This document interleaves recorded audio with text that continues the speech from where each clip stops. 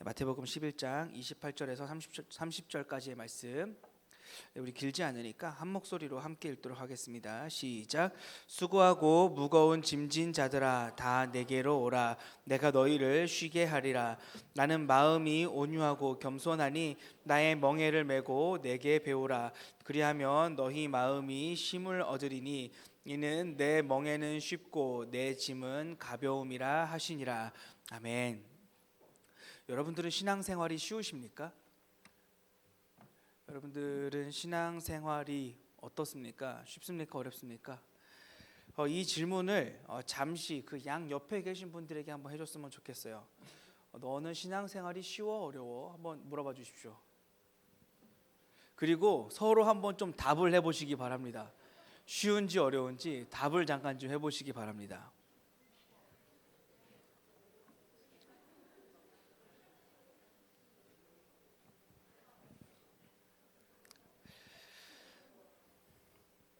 네, 누군가 저에게 신앙생활이 쉽냐고 물어본다면 아마도 저는 이렇게 대답할 것 같아요.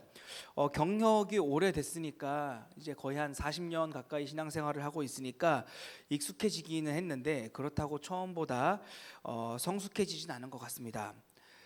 이렇게 말할 수 있을 것 같아요. 대개는 이제 그 연차가 깡패라서 연차가 쌓이면 익숙해지고 또 안정적이 되고 또 성숙해져서 오히려 어려운 일이라도 좀 쉬워지기 마련이고 단순해지기 마련인데 오히려 저에게 이 신앙생활은 더 복잡해지는 것 같아요. 다시 한번 여러분들에게 여쭤보겠습니다. 여러분들은 신앙생활이 쉽습니까? 어렵습니까? 네, 사실 신앙생활이 쉬운지 어려운지를 말하려면 먼저 이 신앙생활이라고 하는 것이 뭔지 이 서로 간에 정의가 일치해야 이런저런 대화도 가능할 것 같습니다.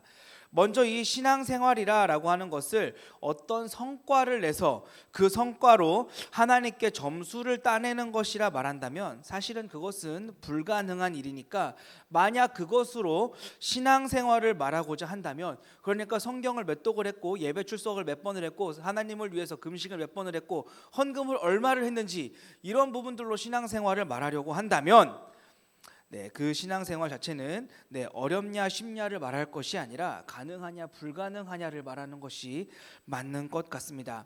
또는 이 신앙생활을 단순히 교회 생활이다라고 한다면 오래 다니고 이제는 익숙해지고 이제는 교회에서 하는 모든 것들이 상식과도 같이 되고 또 당연하게 되어서 이 신앙생활 자체를 교회 생활이라고 정의를 한다면 이 부평중앙교회의 교회 생활에 있어서는 아무래도 저보다 여러분들이 더 신앙생활을 잘하는 것이다 라고 말할 수도 있을 것 같습니다.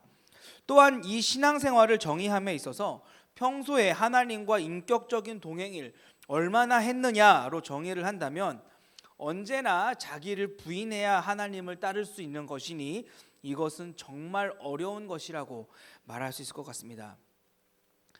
경험도 많아지고 노하우도 많아지면 어떤 복잡한 일이라도 단순해져야 하는데 이상하게 신앙생활은 이 정의조차 어려운 것 같아요.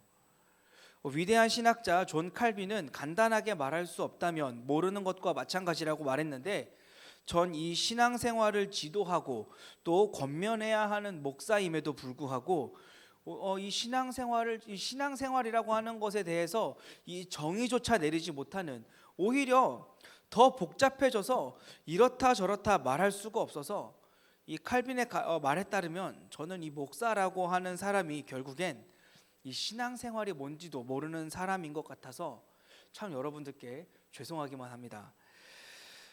예수님께서는 오늘 본문 28절에서 이렇게 말씀하셨습니다. 우리 함께 28절 말씀 같이 한번 읽어보겠습니다. 시작. 수고하고 무거운 짐진 자들아 다 내게로 오라. 내가 너희를 쉬게 하리라. 아멘. 예수님께서는 수고하고 무거운 짐진 자들을 향하여서 쉬게 해주겠다라고 말씀해 주셨습니다. 이 말씀은 그냥 있는 그대로 받으면 쉬게 해주겠다라고 하는, 쉼을 주겠다라고 하는, 단순히 생각하면 삶에 지쳐있는, 일상에 지쳐있는 사람들에게 참 힘들게 하루하루를 사는 우리에게는 정말 위로의 말씀이 아닐 수가 없어요. 우리의 모든 짐을 다 벗겨주시고 또 쉼을 누릴 수 있게 해주시겠다라고 하는 이 말씀, 정말이지 너무나도 감사하고 이보다 더 위로가 되는 말씀은 없을 것 같아요. 하지만 신앙생활을 오래 하신 분들일수록 또는 교회를 오래 다니신 분들일수록 이 말씀을 있는 그대로 받아들이기란 참 쉽지 않을 것 같습니다. 신앙생활을 오래 하신 분들일수록 이 말씀, 수고하고 무거운 짐진다들아 다 내게로 오라, 내게로 오면 내가 너희를 쉬게 할 것이고 너희의 짐을 가볍게 해주겠다라고 하는 이 말씀에 오히려 무덤덤하고 오히려 공감하지 못하고 어쩌면 이 말씀을 거짓말이라고 생각하는 사람들도 있을지 모르겠습니다.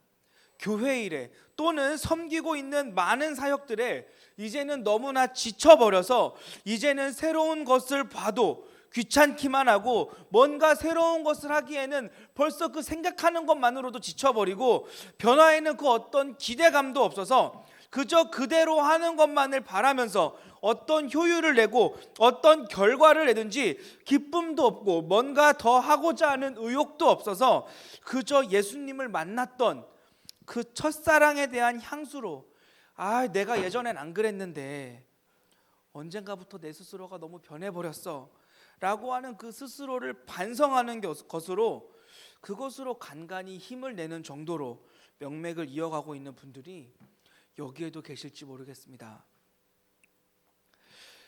하지만 이제는 그럴 힘조차도 없어서 내년에는 좀 쉬고 싶다, 나도 이젠 좀 케어를 하는 리더가 아니라 케어를 받는 한 멤버가 되고 싶다라고 생각하는 분들도 참 많을 것 같습니다. 예수님께서는 오늘 말씀처럼 수고한 자들을 다 오라고 말씀하셨어요. 오라고 하신 이유는 쉬게 하시기 위함입니다.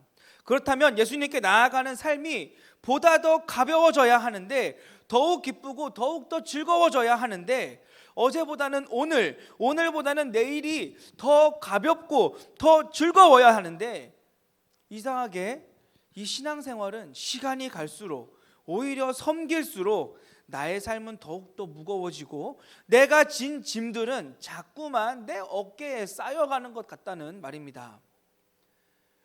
혹시 여러분들은 예수님을 믿고 난 이후에 속았다라고 생각해 보신 적이 있으십니까?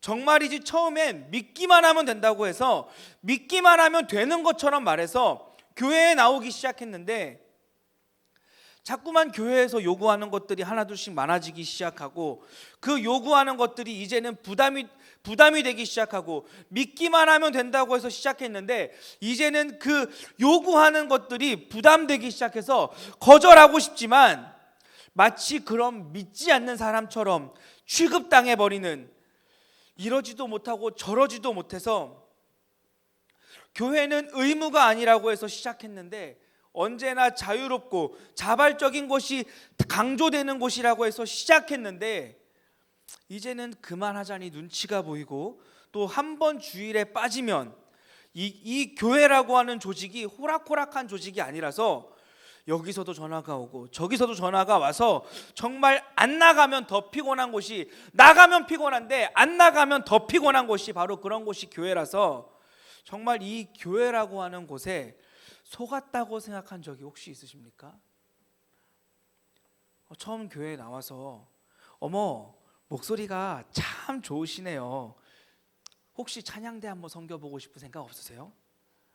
칭찬받아서 기분도 좋고 평소에 노래 부르는 것도 참 좋아해서 내가 누군가에게 도움이 된다라고 하는 그 사실이 기뻐서 또한 누군가를 섬길 수 있다라고 하는 그냥 사실에 못 모르고 그냥 흔쾌히 그냥 기쁜 마음으로 시작했는데 정말이지 이리 치이고 저리 치이고 뭔가 계속해서 뭔가를 요구당하고 이대로 가다가 다 빼먹힐 것 같아서 정말 올해까지만 해야지 싶다가도 막상 연말에 불쌍한 눈으로 너 없으면 찬양대 누가 하냐, 어떡하냐 라고 말하는 그 지휘자님과, 왜 웃는 거예요?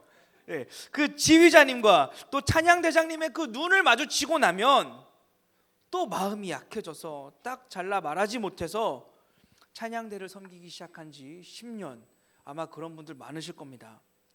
이제는 기대도 없고 원래 그냥 그런가 보다 하면서 지내다 보니 좋은 게 뭔지도 모르겠고 나쁜 게 뭔지도 모르겠고 이제는 뭐 어떤 게 어떤 것인지도 잘 모르고 이 교회 생활, 신앙 생활을 흥건히 이어가시는 분들이 참 많은 것 같아요. 그러다가도 가끔씩 그 불쌍한 눈초리를 거절하고 딱 잘라 말해서 그곳에서 나온 사람들은 어떻게 하나요? 네, 다시는 봉사하러 가지 않습니다. 뭐 좀 쉬다가 회복되면 다시 하겠다라고 말하지만 다시 돌아오는 사람은 저는 거의 못 본 것 같아요. 돌아올 때도 어떤 뭐 열정을 가지고 그래 나 충전했으니까 한 번 더 열심히 해봐야지라고 하면서 오겠습니까? 아니요, 그렇지 않아요. 다시 돌아오는 사람들 마치 도살장에 끌려가듯 죽으러 가는 것처럼 가는 것이 교회 봉사라는 말입니다. 잘못 발들여 놓으면 정말 늪과 같이 빠져나오기 어려운 곳, 아니 못 빠져나오는 곳이 바로 이 교회라고 하는 공동체라서 그런데도 불구하고 그렇게까지 힘들고 지치게 신앙생활을 했는데 또 안 나가면 이상한 곳이 교회라서 안 가면 이상하고 또 하자니 피곤한 곳이 바로 그런 곳이 우리 이 땅의 교회가 되어버리지는 않았나 잠시 생각해 봅니다. 혹시 여러분들도 그런 생각이십니까? 믿기만 하면 된다고 해서 뭐 손해보는 것은 하나도 없을 것이라고 해서 믿기 시작했는데 그 길로 생고생이 시작되는 겁니다. 주중에 계속해서 봉사해야 하고 또 예배를 계속해서 드려야 하고 때마다 특별 새벽 기도회라고 해서 새벽에까지도 나와야 합니다. 참고로 말씀드리자면은 다다음 주에 특별 새벽 기도회 있습니다. 여러분 기억해 주십시오. 그런데 주일은 어떤가요? 지금 여러분들이 예배드리고 있는 이 날 바로 이 주일은 어떤가요? 정말 아침부터 시작해서 밤늦도록 정말 온몸이 녹초가 되도록 고된 것이 정말이지 이 주일이란 말이죠.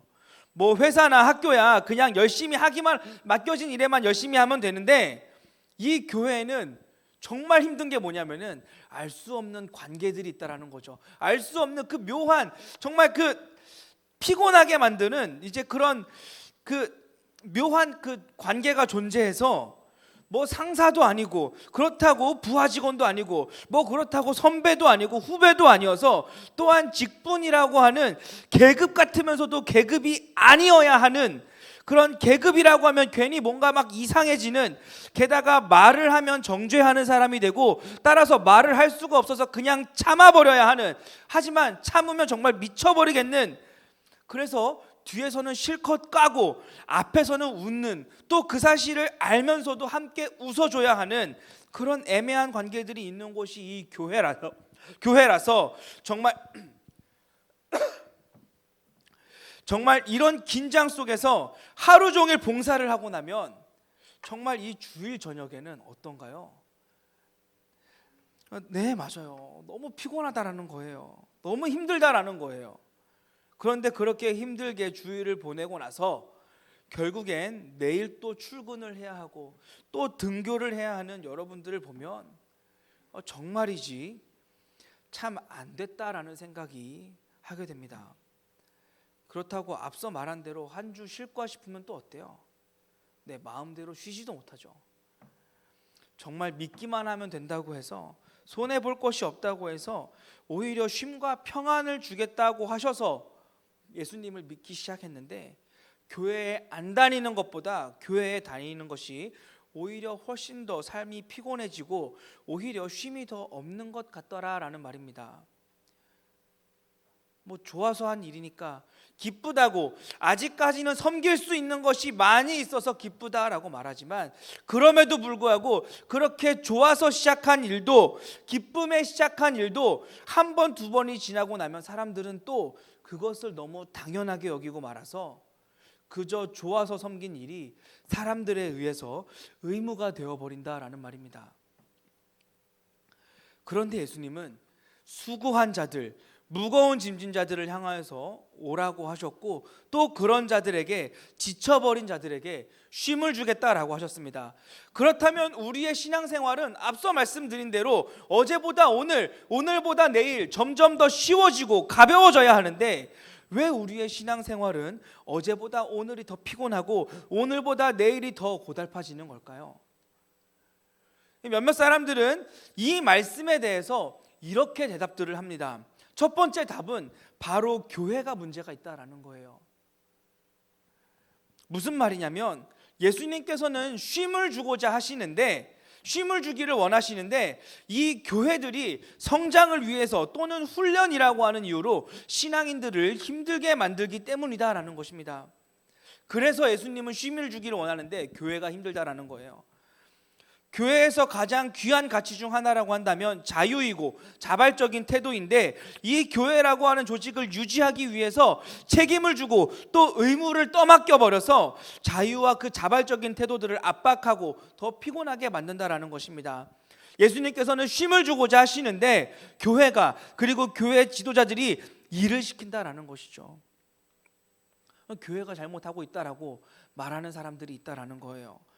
그러니까 제자로 예수님의 그 은혜를 누리고자, 제대로 누리고자 살고자 한다면, 쉼을 누리고 살고자 한다면 교회에서는 봉사를 많이 하지 않아야 비로소 예수님께서 주시는 쉼을 누릴 수 있다라고 말하는 사람들이 있다라는 것이죠. 틀린 말 같지는 않습니다. 틀린 말 같지는 않습니다. 하지만 맞는 말도 아닙니다. 왜냐하면 사실 교회가 교인들을 너무 많이 피곤하게 만드는 것이 사실이기도 하기 때문입니다.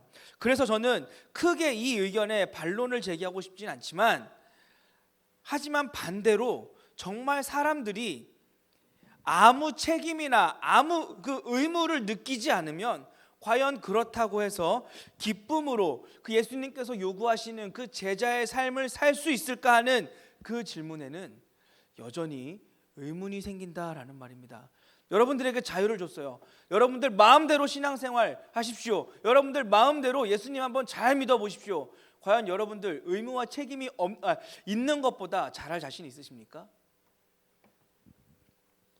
물론 그렇지 않은 사람들도 있겠지만 일반적으로 의무감이나 책임감이 주어지지 않으면 대개 사람들은 제자의 삶을 더욱 치열하게 살기보다는, 마음껏 치열하게 살기보다는 게을러지고 영적으로 무뎌지기 마련입니다. 우리 인생의 궁극적인 목적이, 그리고 하나님께서 우리를 부르신 목적이 편안하고 안락한 삶을 살게 하기 위해서라면 몰라도, 적어도 제자로 부르셨다면, 부르심의 목적이 그 제자로 살아감에 있다면 의무감에 의해서 구속되는 것만큼이나 우리가 경계해야 할 것은 이 쉼을 가장한 태만함, 또 게으름이라는 말입니다. 그런데 말입니다, 이상하게 우리 사람은 자유를 주면 자유롭게 뭐든지 하는 것이 아니라 자유라고 하는 핑계로 나태해진다라는 거예요. 교회 봉사나 신앙생활에 구속되지 않고 그냥 자유롭게 알아서 신앙생활을 잘 하라고 한다면 그것을 굳이 틀렸다라고 말할 수는 없겠지만 과연 잘할 수 있을까 의문이 든다라는 말입니다. 결국 예수님은 쉼을 원하시지만 교회가 잘못하고 있다라고 말하는 그 사람들, 그 답은 정확한 정답이 아니라고 말할 수 있는 것입니다.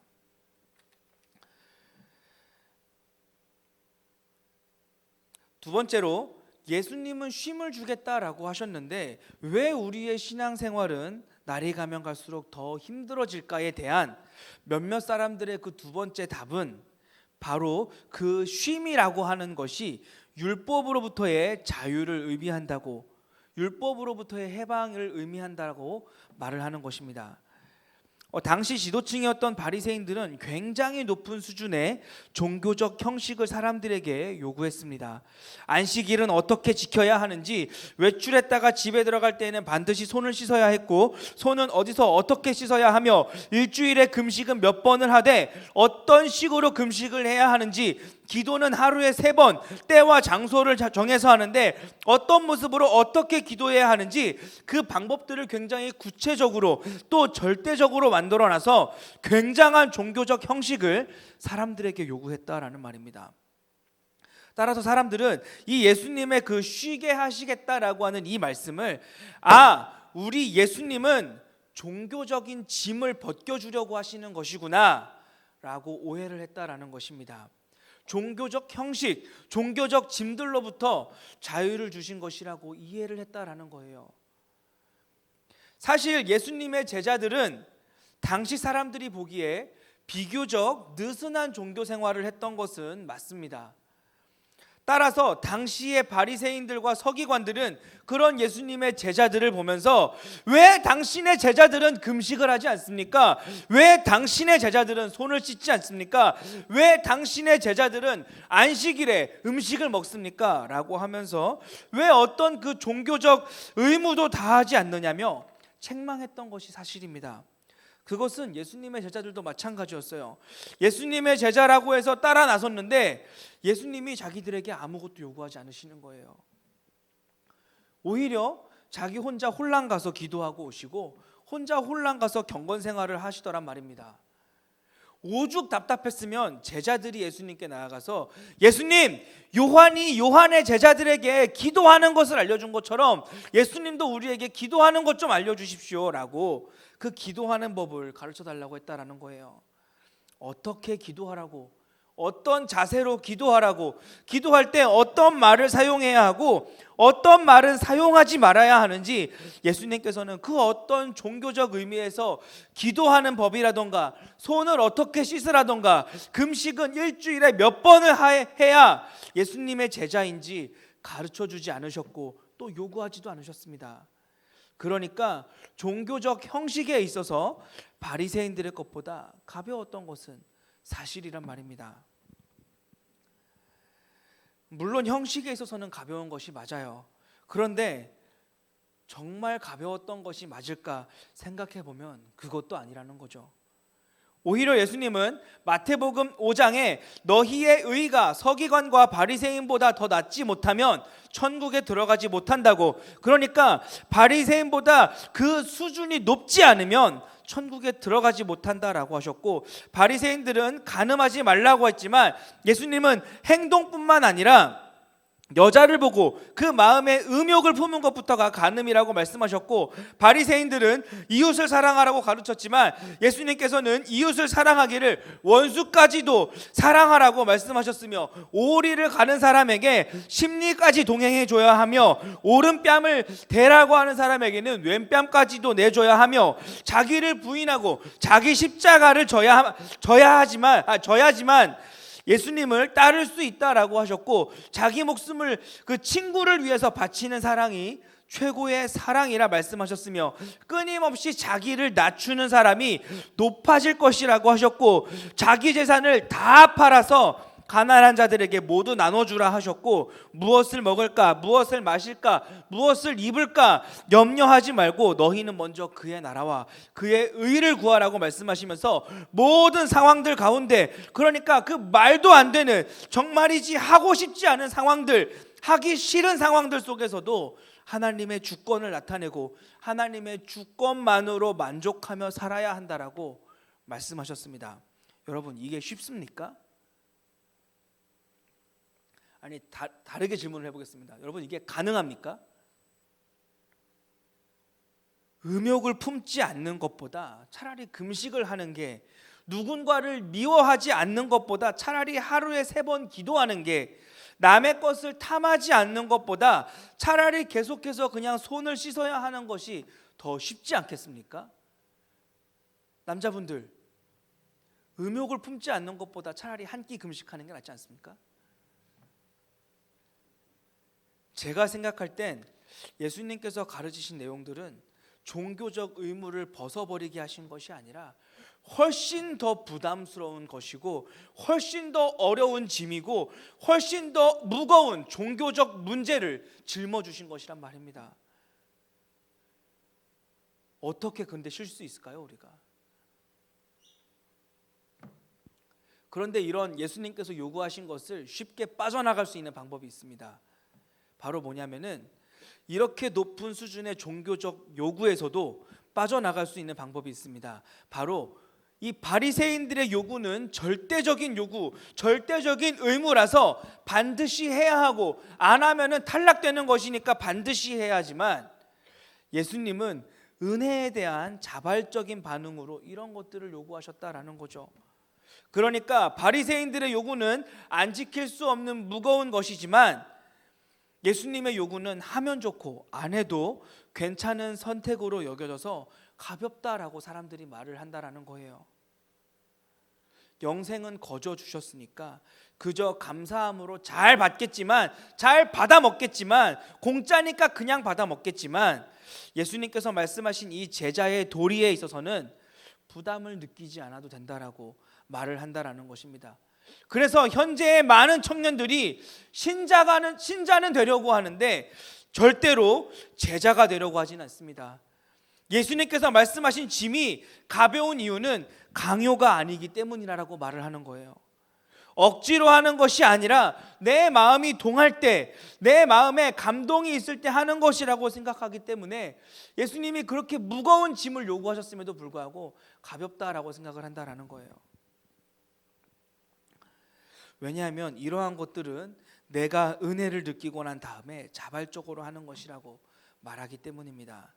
예수님의 제자가 되어서 제자의 도리를 다하는 삶은 훨씬 더 철저하고 무겁지만 그것이 의무가 아니기 때문에, 꼭 해야 하는 것이 아니기 때문에 너무나 가볍게 여긴다라는 겁니다.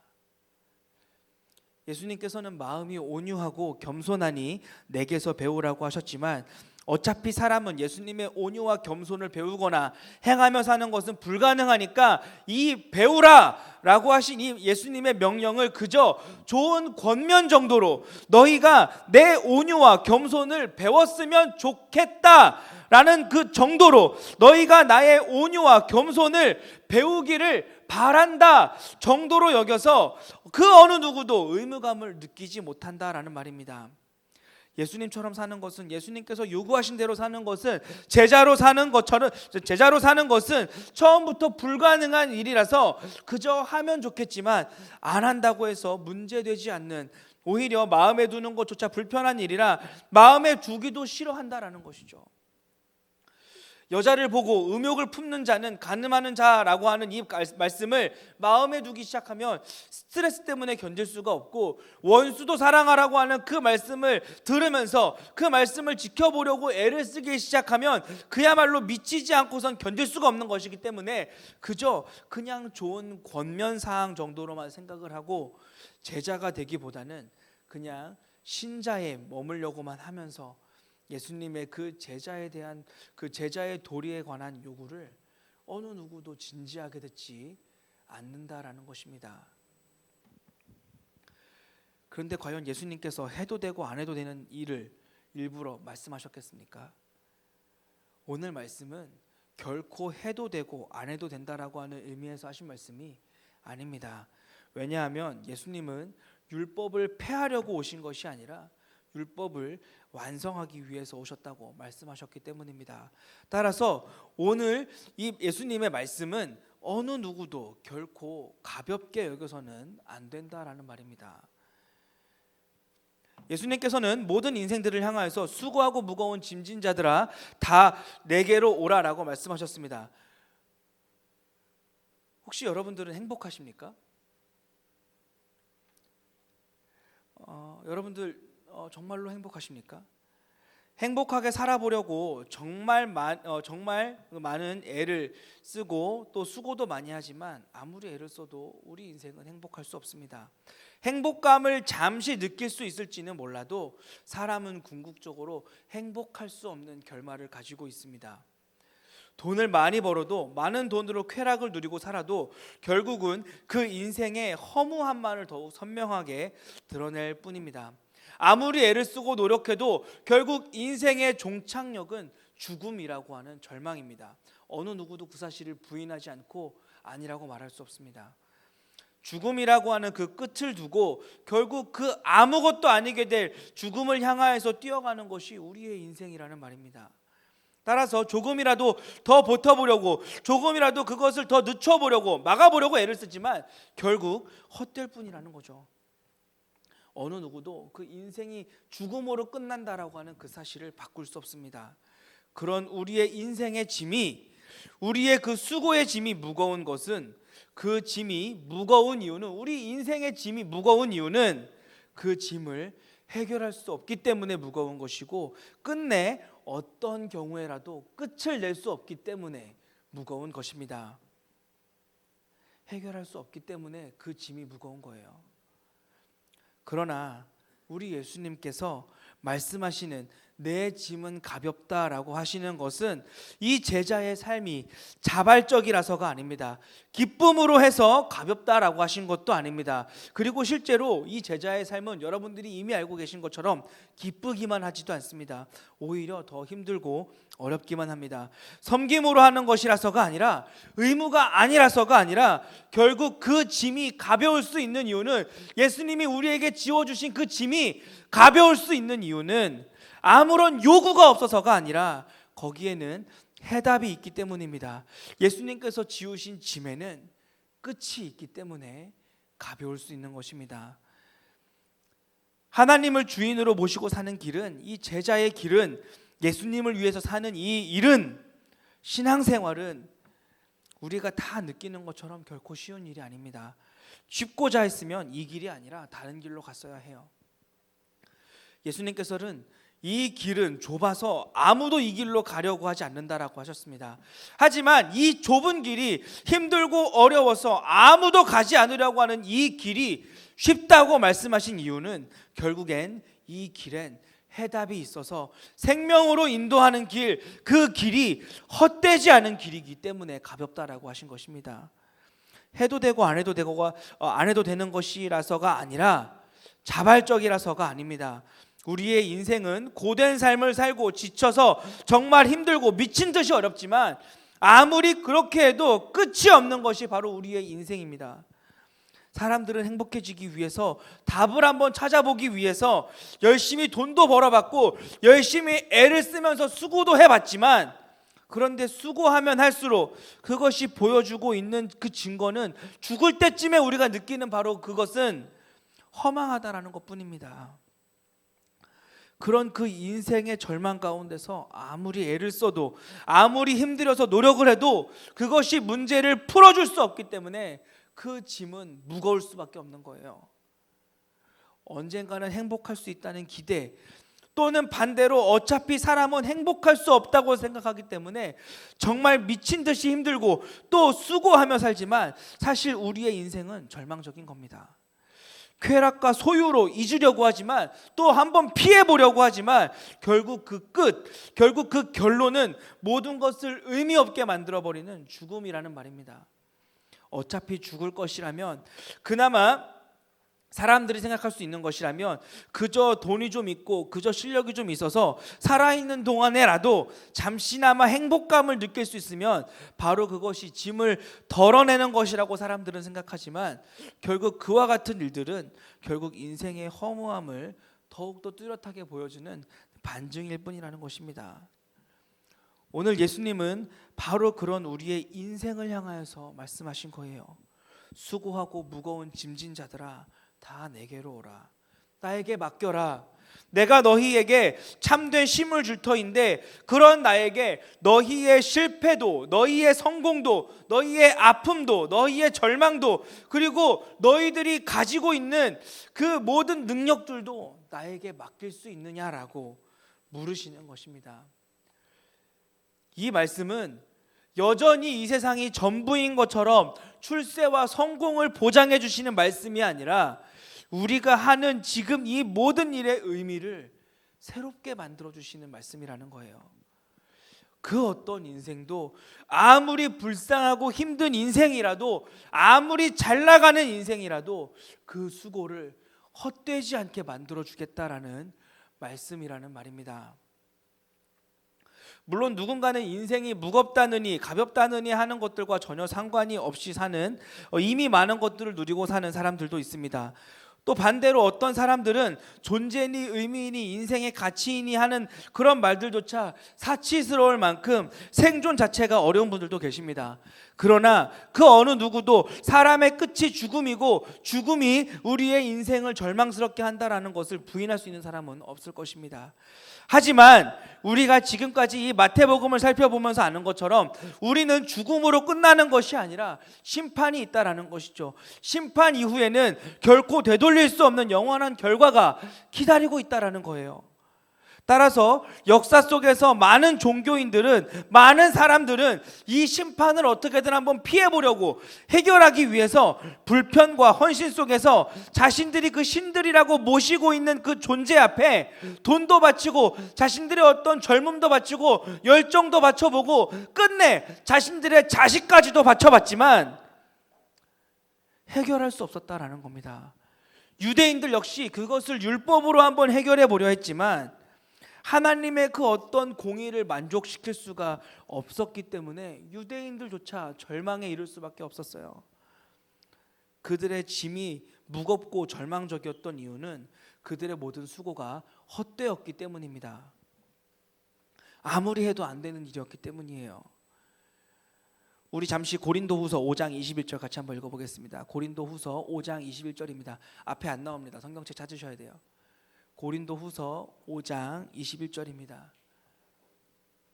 고린도후서 5장 21절 함께 읽습니다. 시작. 하나님이 죄를 알지도 못하신 이를 우리를 대신하여 죄로 삼으신 것은 우리로 하여금 그 안에서 하나님의 의가 되게 하려 하심이라.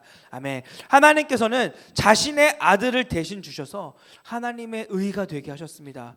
그리고 우리 예수님은 하나님을 만족해 할 유일한 의가 되셔서 우리에게 쉼과 자유를 주기를 원하셨습니다.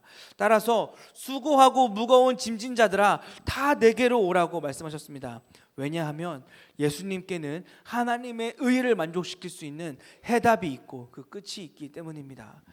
그런데 오늘날 많은 크리스천들의 문제는, 오늘날 많은 그 크리스천 젊은이들의 문제는 이렇게 예수님께서 해결하신 이 죽음과 심판의 문제를 단순히 사후의 문제로만 이해하고 있다라는 거예요. 그렇기 때문에 현재의 삶에 대한 그 어떤 부담도 짐도 느끼지 않고 살아갑니다. 자발적인 헌신, 자유로운 그 반응으로서의 섬김이란 안 해도 되는 것이고 믿음으로만 하나님의 나라에 들어가게 되니까 하나님 나라에 들어갈 수 있게 된 것이 곧 진정한 쉼이기 때문에 나는 이미 그 쉼을 얻었으니까 이 땅에서는 어떤 의무도 부담도 느끼지 않아도 된다라고 생각한다라는 거예요.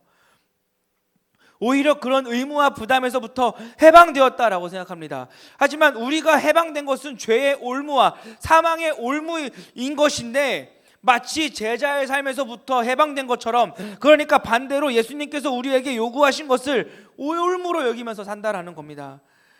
하나님의 백성이 하나님의 백성으로 사는 것을 올무로 여기며 사는 아주 그런 이상한 결과를 초래하고 산다라는 것이죠. 사랑하는 여러분, 제자로의 삶은 의무입니다. 왜냐하면 제자로 부르셨기 때문입니다. 은혜가 크다고 해서 이 의무감이 상대적으로 가벼워진다는 말 하는 것 아니에요. 은혜를 크게 받으면 이까지 찜들은 아무것도 아니라고 언제나 긍정적이고 언제나 열정적이고 언제나 기쁜 마음으로 섬기게 된다고 상대적으로 가벼워진다라고 하는 말을 하는 것이 아닙니다. 오히려 이 짐은 다른 어떤 짐보다 힘들고 어렵고 무겁습니다. 은혜에 비하면 이 정도는 아무것도 아니라고 하는, 받은 은혜에 비하면 이 정도는 견딜만 하다고 그렇게 긍정적으로 살게 하시려고 부르신 것이라면 제자가 되게 하려고 부르셨다고 하는 이 이유만큼 애매한 동기는 없다라는 겁니다. 차라리 유대인들이 말하는 것처럼 율법을 안 지키면 지옥 간다고 말한다면 차라리 지키겠습니다. 차라리 그냥 율법적인 요구를 더 강요해서 이렇게 하지 않으면 지옥 간다고 말씀하신다면 차라리 의무로라도 지키겠어요. 그런데 모든 것을 자발적이라고 말씀하시면서도 예수님의 이 희생의 요구는 너무 벅차서 그냥 하고 싶지 않을 때가 더 많다라는 것이죠. 물론 때로는 기쁘기도 하고 즐겁기도 하고 때로는 자발적으로 하고 싶을 때도 있습니다. 하지만 견디게 만드는 힘은 이 수고 중에 간간히 느끼는 즐거움이 아니라 그 어떤 보람 때문에 감당하는 것이 아니라 이 수고가 헛되지 않음을 우리가 믿기 때문에 이 수고를 감당할 수 있다라는 겁니다. 여러분 그 제자의 삶을 사는 것은 쉬운 일이 아닙니다. 저는 여러분들도 이 제자의 삶을 살고자 한다면 그 짐이 가볍지 않다라고 하는 것을 아마도 이미 느끼고 계실 것이라고 생각해요.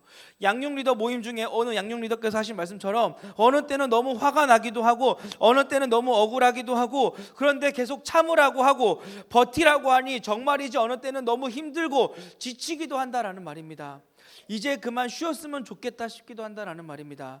이젠 그만했으면 좋겠다고 느낄 만큼 이제는 그만했으면 좋겠다고 느낄 만큼 피곤하기도 하고 지치기도 하고 아프기도 하고, 또 그렇다고 우리의 삶 속에서 그런 사역의 열매와 성장이 눈에 띄게 있는 것도 아니어서 기쁨이 있는 것도 아니고, 어느 때는 너무 고달프기도 하고, 어느 때는 실패와 그 좌절감들, 이런 것들에 그 계속해서 시달리면서 그래도 주님의 일은 기쁘게 해야 한다며 감사히 해야 한다며 끊임없이 스스로를 세뇌하지만, 그런데 그러면 그럴수록 도망가고 싶다라는 겁니다. 그래서 선택하는 것이 내년에는 그만하고 싶습니다 라고 말한다라는 것이죠. 아마 여기 계신 분들 중에서도 이제는 교회 생활을 좀 적당히 하고 싶다라고 생각하는 분들이 엄청 많겠다 생각이 듭니다. 이미 벌써 그 계획을 실행에 옮기신 분들도 계실 것이라 생각합니다. 아직 2월인데 말이죠. 신앙생활을 하면 할수록 더 기쁨과 감격이 있어야 하는데 점점 기쁨은 사라져가고 자꾸만 무거운 짐처럼 느껴지고, 보기 싫은 사람들만 늘어나고, 어디 가서는 말도 못하겠고 나 혼자만 이렇게 힘들게 고생하는 것 같아서 그만했으면 좋겠다고 생각하면서 올해까지만 이라고 생각하는 분들이 반드시 있을 것이라고 생각합니다. 그런데 예수님께서는 내 멍에는 쉽고 내 짐은 가볍다라고 말씀하셨습니다. 이 말씀은 예수님께서 적당한 헌신을 요구하신 것도 아니고, 예수님께서 하시는 이 말씀, 내 멍에는 쉽다고 하신 이 말씀은 잘 믿으면 복을 주셔서 모든 일에 기쁘고 즐겁게 해주겠다라고 하는 뜻이 아니라, 우리의 수고가 헛되지 않을 것이고 너희의 눈물이 헛되지 않을 것이기 때문에 내 짐은 쉽다라고 말씀하셨단 말입니다. 이 부분에 대해서 사도 바울은 이렇게 말했습니다. 우리 로마서 8장 18절 같이 한번 좀 보겠습니다. 로마서 8장 18절입니다. 제가 읽겠습니다. 생각하건대 현재의 고난은 장차 우리에게 나타날 영광과 좋게 비교할 수 없도다. 우리는 예수님께서 우리가 살아가는 인생의 수고를 헛되지 않게 하셔서 우리의 눈물을 씻기시고 우리의 구부러진 허리를 펴게 하시고 영광의 잔치에 참여하게 하실 그 영광스러운 날이 있기 때문에 제자의 길을 가는 겁니다. 그 제자의 길이 아무리 힘들고 어렵고 무거워도 그 영광스러운 날에 있기 때문에 제자의 길을 가는 것입니다. 이 제자의 길은 예수님께서 말씀하신 것처럼 협착하고 좁아서 찾는 사람들이 없는 길입니다. 그런데 찾는 사람이 없는 길이라고 말씀하신 예수님께서 내 짐은 쉽다고 가볍다고 말씀하셨다면, 이것은 단순히 이 길이 언제나 기쁨만 있고 언제나 자발적으로 할 수 있는 일이 있기 때문이 아니라 오히려 힘들고 고되지만 그 수고가 헛되지 않을 것이기 때문에 예수님께서 우리의 눈물을 씻겨주시고 우리의 그 구부러진 허리를 펴주시고 예수님께서 우리들을 위로하실 그 영광의 날, 내 모든 수고가 하나도 땅에 떨어지지 않는 헛된 수고가 되지 않을 것이라고 하는 그 믿음 때문에 우리는 견디고 또 견디면서 살아간다라는 말입니다. 또 제자의 길을 간다라는 말입니다. 고난임에도 불구하고 이렇게 하나님 나라의 백성으로 살아낼 수 있게 만드는 것은 바로 우리의 주인이신 예수님을 통한 영광 때문입니다. 수고하고 무거운 짐진 자들아 다 내게로 오라고 하는 이 예수님의 말씀에서 느껴지는 이 엄청난 위로는 단순히 율법적인 요구로부터의 자유도 아니고 세상에서의 형통도 아니고 모든 섬김과 헌신을 자발적인 것으로 만들어서 적당히 믿어도 하나님 나라에 갈 수 있다는 그 쉬운 길에서 오는 것이 아니라, 우리의 모든 고난과 죽음이 하나도 헛되지 않고 오히려 이 고난과 죽음을 통해서 우리에게 주실 그 생명의 소중함과 영광스러움에서부터 나오는 것입니다. 사랑하는 미커 여러분, 여러분들의 신앙생활 정말 쉽습니까? 아니, 다르게 질문하겠습니다. 우리가 신앙생활을 하는 것이 쉽다면 그게 정상이겠습니까? 예수님께서 하신 요구가 있는데 제자로 살아가는 게 쉽겠습니까? 원수를 사랑하고 이웃을 사랑하고 가난한 사람들을 돌보고 세상에 있는 것들에 욕심을 부리지 아니하고 오히려 다른 사람들과 나누며 사는 그 삶이 쉽겠습니까? 나도 없는데 내가 있는 것마저 남에게 줘야 하는 그 삶이 쉽겠습니까? 이게 어떻게 쉬울 수 있겠습니까? 그런데 예수님은 왜 쉽다고 하셨을까요? 그것은 유일하게 의미가 있는 일이라서 쉬운 것입니다. 바로 영원한 생명 때문에 우리에게 주신 그 의미가 반드시 있어서 헛되지 않아서 쉽다고 하신 것입니다. 우린 이번 주 목요일부터 토요일까지 수련회를 진행합니다. 힘들어서 그렇다면 그 힘듦이 헛되지 않을 것입니다. 수련회 같이 갑시다. 또는 태만해서 그런 거라면, 지금까지 이런저런 태만함으로 참석하지 않았다면 그 수고가 헛되지 않습니다. 함께 갑시다. 그리고 지금까지 그냥 신자로의 삶에 만족하고 있다면, 앞으로도 그럴 삶에 만족하고 있다면 여러분 제자로 살아서 헛되지 않을 것입니다. 이제부터라도 행하시길 바랍니다. 제자가 되시길 바랍니다. 또한 지금까지 제자로의 삶을 살고자 고군분투하면서 손해보는 것 같아서 지금 마음이 흔들리고 계시는 분들, 여러분들의 지금 그 수고는 장차 나타날 여러분들이 누릴 영광과 비교조차 되지 않습니다. 우리에게 주신 그 길이 가볍고 쉬운 이유는 헛되지 않고 끝이 있기 때문에, 비교할 수 없는 그 하나님의 나라, 그 영광이 있기 때문에 쉬운 것입니다. 기도하겠습니다.